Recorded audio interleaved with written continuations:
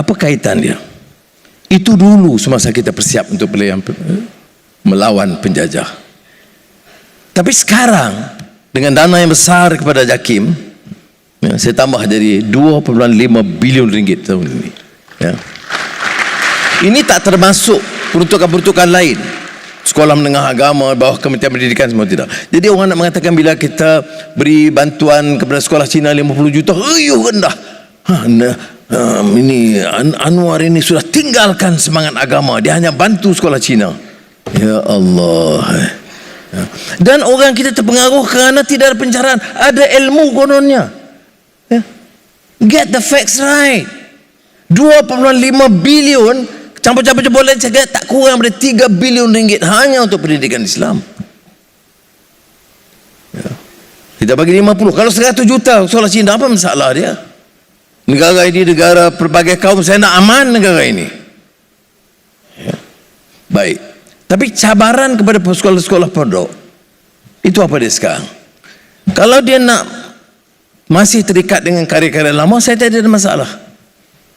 Kimia Sa'adah ke, Ihya Ulumuddin, Hujatul Islam Al-Ghazali, atau nak baca Munyatul Musalli yang Daud Abdullah Fatani tentang bab salah, saya tak ada masalah.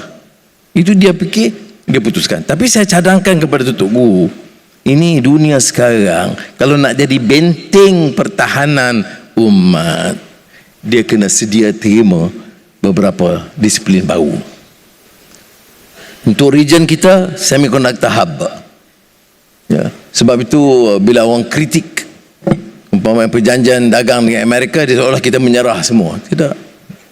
Kita ekspor ke Amerika itu 200 bilion ringgit, 60% daripada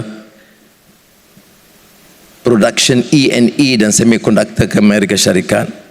Jadi kita ada perjanjian bagi ke dia keutamaan. Tetapi ada clause, apa dia kita kata?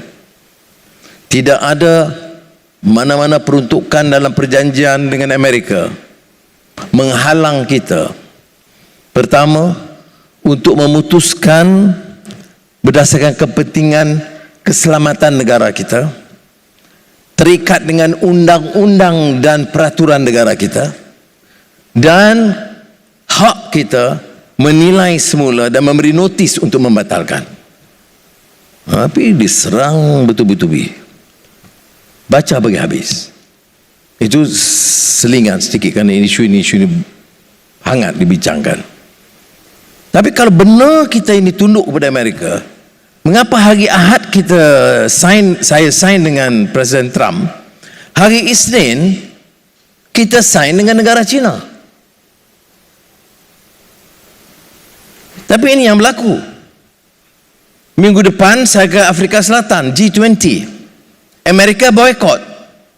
Saya hadir atas undangan Presiden Selatan Afrika. Saya tak tunduk kepada dasar luar Amerika. Kita ada dasar kita. Di Malaysia ini negara bebas, bermaruah dan merdeka.